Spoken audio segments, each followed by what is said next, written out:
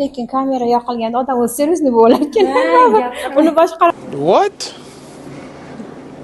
Assalomu alaykum hammaga. Bugun bizda men rasmlar va bu rasmlar fonda bekorga emas, chunki bugun ustoz Shifu, buyuk rassom Shef Sakinaxon Shettilar endi o'zlarining yo'nalishlari va bular nimaligini hozir o'zlari tushuntiradilar. Shahnoza opamni ko'pchilik tanib qoldi. Shahnoza shoir qizi, pedagog, psixologimiz. Diloraxon bizda bugun birinchi marta.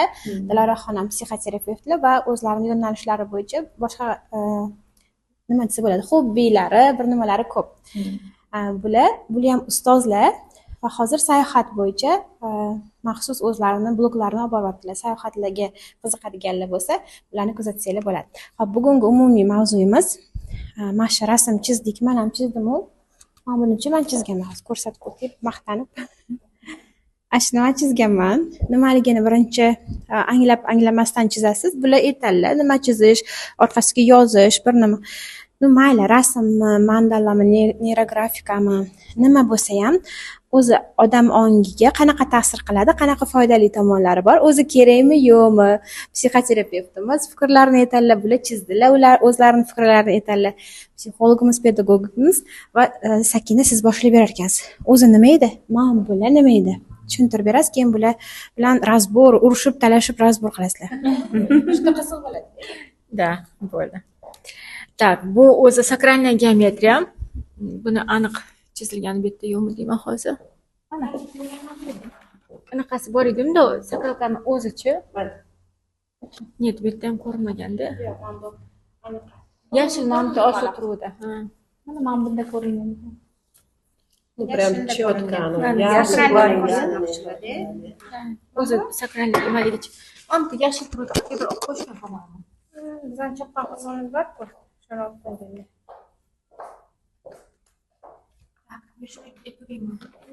Mana более-менее ko'ringanini variant.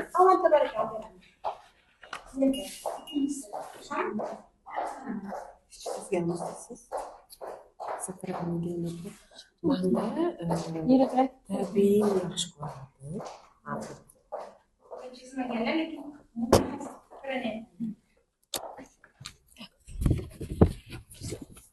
Mana bu sakralniy geometriya. O'zbekchasiga aytganda hayot guli, energiya kartina hisoblanadi. Bu 7000 yil avval Yegiptda topilgan. Hech qaysi dinga aloqador joyi yo'q. Bunga maqsad, намерение qo'yib chiziladi. Maqsad, niyat yozamiz. Buni tagidan chizishdan oldin tagidan yoziladi. Oldiga, orqasiga ham bir xillarda yozamiz. Maqsadimizni qanchaligiga qarab.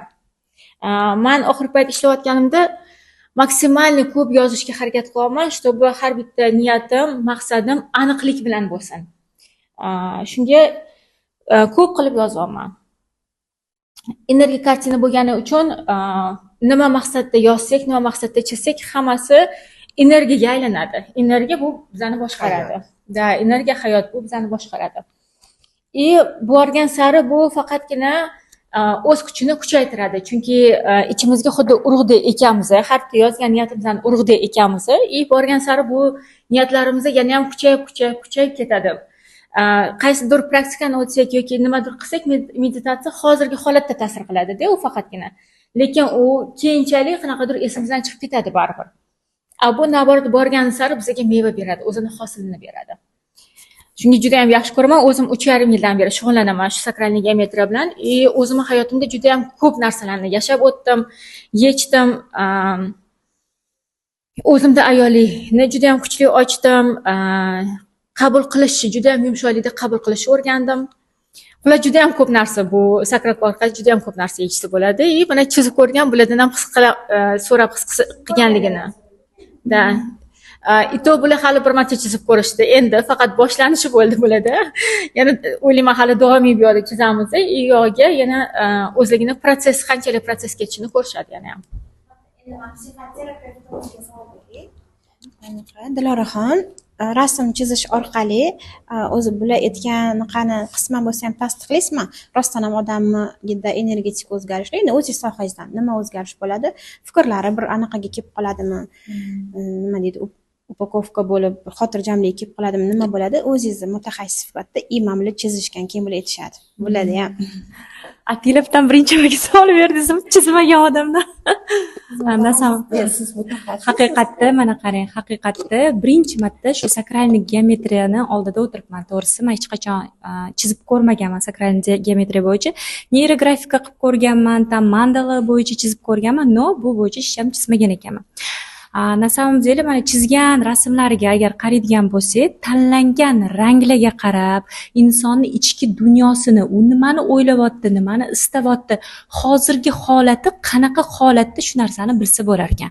Agar to'q ranglarni tanlaydigan bo'lsak, shu negativlar bor, ya'ni yokida shunaqa muammolar borki, inson ichida yechilmagan muammolar bo'lishi mumkin. Shunda hozirgi mana shu chizilgan holatga qarab nima deb ayta olaman? Albatta bu yordam beradi, chunki bizni neyrografikada ham hamma narsa yordam bermaydi deb aytishga haqqimiz yo'q, chunki hammamiz mutaxassismiz. Albatta qo'l bilan chizilgan narsa neyrografika bo'ladimi, boshqa narsami, albatta amalga oshar ekan, chunki bizni chizganimizda neyronlar ishlashni boshlaydi, yangi neyronlar hosil bo'lishni boshlaydi, shu tariqa уже ketaverar ekan. Bitta narsa qo'shib ketaydi. Shu joyda men bitta narsa qo'shib ketmoqchiman. Shu neyrografikaga yaqin narsa deb o'ylaydi ko'pchilik. Neyrografika bilan adashtiradi ko'pchilik bu narsani. Neyrografikani to'g'ri bo'lib aytyaptilar. Bu miyadagi neyronlar bilan ishlanadi neyrografika chizilganda. Lekin bu insonni qalbiga o'ylaydi. Bu miyani ishi bo'lsa, neyrografika sakralniy geometriya qalb ishi. To'g'ri aytayotganingizdek, bu narsani misol uchun uzoq yillardan beri chizadigan rossiyskiy anaqalar ham, masterlar ham ko'pchilik aytadiki, buni to chizib ko'rmagunigacha inson bo'la olmaydi deb. To'g'ri aytyapti shu narsani ham. Neyrografikani taxminan anaqa qilsangiz bo'ladi deb, ko'rib turib nimaligini tushunib olsangiz bo'ladi. Lekin sakralkani imенно shunaqa narsa ekanki, qalbki bo'lgandan keyin toki buni chizib ko'rmaguningizgacha unda qaraganingizda boshqa anaqa bo'lar ekan, fikrlash bo'lar ekan, lekin chizib ko'rganingizdan keyin absolyutno boshqa hisga o'tar ekanda. Chunki Yashab o'tiladi. Da. Shunga men ham juda ham qiziq bo'lyapti. Qanaqa bo'lar ekan bu, nima bo'lar ekan deb. Men aytdim, o'zi nima meni chaqirmadingiz deb. Bir mana qilib ko'rardim. Hali ko'p qilamiz lekin. Qiziq bo'ldi. Bunaqa to'g'risi geometriya bitta savol bersam maylimi sizga? Nima sababdan aynan geometrический uzorlar bilan qilinadi? To'g'risini aytsam, men umuman bunaqa narsani farqiga bormayman. Geometrический uzor qanaqa chizishni boshlaganimda shuni potokka ulanaman. Potokda nima kelsa o'sha narsani rasmga tushiraman. Hayotda agar menga hozir kraska yoki kechki berib qo'ysa, men chizishni bilmayman. Lekin 400 dan oshiq rasm chizdim. 3,5 yil ichida 400 dan oshiq rasm chizdim. Haligacha kraskani farqiga bormayman, haligacha hech qaysi uzori farqiga bormayman. Prosta potokda nima kelsa o'sha narsani rasmga tushiraman. Da. Chizayotganingizda nimalar bo'ladi? Ya'ni oldingizga maqsad qo'yasizmi, qanaqadir yoki nimadir boshlanadi? Qanaqa qilib boshlanadi bu narsa? Tushuntirib beradi. Hozirgi kunda o'sha anchadan beri chizayotganim uchun hali chizishni boshlamasimdan oldin mana niyat qo'yaman. O'zimga shu temaga kartina chizaman desam, o'sha momentda o'zida menda o'sha protsess boshlandi. Prosta niyat qo'ygan fikrimni o'zida niyat qo'yganimda. Oldinlari misol uchun kartina chizib bo'lgandan keyin qancha turdan keyin kelardi. Qanaqadir test kelishi mumkin, protsess kelishi mumkin yoki qaysidir vaziyat yengillashishi mumkin, hal bo'lishi mumkin. Nimaga chizayotganimga qarab. Hozirgi kunda o'sha 3,5 yildan keyin prosta miyamda niyat qo'yishim o'zi yetadi. Keyin o'sha u yog'iga o'tirib yozishni boshlayman. Kartinani hali bitirmasdan oldin o'sha chizgan niyatim amalda bo'ladi. Hali bitirishga ham ulgurmayman oxirgi paytda. Shunaqa bo'ladi oxirgi kartinalarim. Ajoyib narsa ekan, to'g'ri. Shunisi qiziqki, umuman любой temaga ishlasangiz bo'ladi. Faqat negativdan tashqari. Negativga hayotda men anaqa qilmayman, как бы ishlamoqchi bo'lganlarni ham qaytaraman. Qanaqadir koristli maqsadda qilinadigan bo'lsa, faqatgina yorug'lik plus tarafga da blagoga любой духовный bo'ladimi, materialniy bo'ladimi, отношения masalasimi, любой toza niyatga ishlasa bo'ladi. Men sizni to'g'ri tushundimmi? Demak, sizni o'quvchilaringiz ichida masalan yomon niyat bilan chizadiganlar, mana shu odamga yomon bo'lsin deb o'ylab yoki yomonlik bo'lsin deb chizadiganlar ham bor, shunaqami? Yo'q, bir marta chiqib qolgan kanalimdan prямой efir qilayotganimda bitta ayol eri yurar ekan. Ayol erim yura olmasin deb rasm chizgan. Eri ishidan chiqayotganda oyog'ini sindirib olgan. Prosta uydan ishidan chiqayotganda oyog'ini sindirib olgan. Maqsadni o'zi unaqada uni misol uchun birinchi o'rinda odam o'zi bilan ishlashni boshlash kerak. O'zi bilan ishlagandagina qolgan vaziyatni hal qilsa bo'ladi-da. Man har doim aytadigan narsam, nima bo'lgan taqdirda ham vнимание o'zingizga qaratinglar, o'zingizlar bilan ishlanglar. Qolgani уже само собой bo'ladi. Давайте. Qanaqa bo'ldi chizganingiz? Birinchi hozir bularga savol berdingiz. Qanaqa psixoterapevt sifatida qanaqa ta'sir qiladi insonga dedingiz. Bular o'zlariniki aytdilar. Men как yoga trener ham aytib ketkim kelyapti. Ham mandala ancha bo'lgan chizganimga, lekin bu fokusingizni va o'zingizni здесь и сейчасga hozir va shu yerdaga olib kelib qo'yadi.